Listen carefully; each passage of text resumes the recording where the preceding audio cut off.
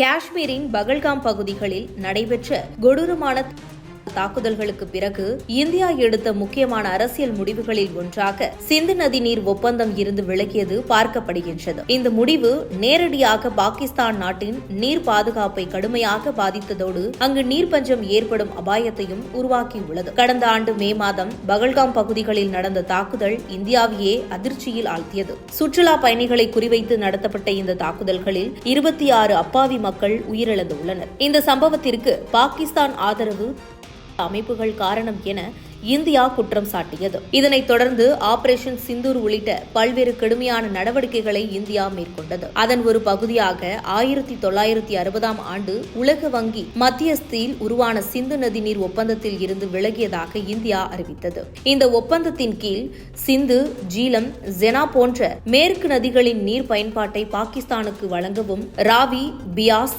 ஜட்லஸ் போன்ற கிழக்கு நதிகளை இந்தியா பயன்படுத்தவும் ஏற்பாடு செய்திருந்தது. கடந்த 60 ஆண்டுகளுக்கு மேலாக போர்க்காலங்களிலும் கூட இந்தியா இந்த ஒப்பந்தத்தை மதித்து நீரை வழங்கி வந்தது. ஆனால் தாக்குதல்களுக்கு பின்னர் இந்த நிலைப்பாட்டில் பெரிய மாற்றம் ஏற்பட்டது. இந்தியாவின் இந்த முடிவு நீர்வளத்திற்கு பெரிதும் சார்ந்திருந்த பாகிஸ்தானுக்கு கடும் அதிர்ச்சியை ஏற்படுத்தியது. அந்த நாட்டின் விவசாயம், குடிநீர் மற்றும் மின்சார உற்பத்தி ஆகியவை பெரும்பாலும் சிந்து நதியை சார்ந்துள்ளன. இதனால் நீர் வளங்கள் குறைந்ததால் அங்கு கடுமையான நீர் தட்டுப்பாட்டு உருவாகும் சூழல் ஏற்பட்டுள்ளது. இந்த நிலையில் பாகிஸ்தான் அதிபர் ஆசிப் அலி சர்தாரி இந்தியா மீண்டும் சிந்து நதி நீர் ஒப்பந்தத்தை செயல்படுத்த வேண்டும் என கோரிக்கை விடுத்துள்ளார். பாகிஸ்தானில் நடைபெற்ற ஒரு நிகழ்ச்சியில் பேசிய அவர், நீர் ஆதாரங்களை ஆயுதமாக்குவது மிகவும் கவலையாகியிருக்கின்றது. இந்தியாவின் இந்த முடிவு பல தசாப்தங்களாக இருந்து வந்த சர்வதேச ஒப்பந்தத்தின் அடிப்படையை நோக்கத்தையே பாதிக்கின்றது. இது பொருளாதார பாதுகாப்பை மட்டுமல்லாமல் நீரை நம்பியுள்ள கோடிக்கணக்கான மக்களின் வாழ்வாதாரத்தையும் அச்சுறுத்துகிறது என்று தெரிவித்திருந்தார். மேலும் பாகிஸ்தானில் நிலவும் நீர் நெருக்கடியை விவரித்த அவர், பல பகுதிகளில் குடிநீர் கிடைப்பது மிகவும் கடினமாகிவிட்டதாக கூறிவிட்டார்.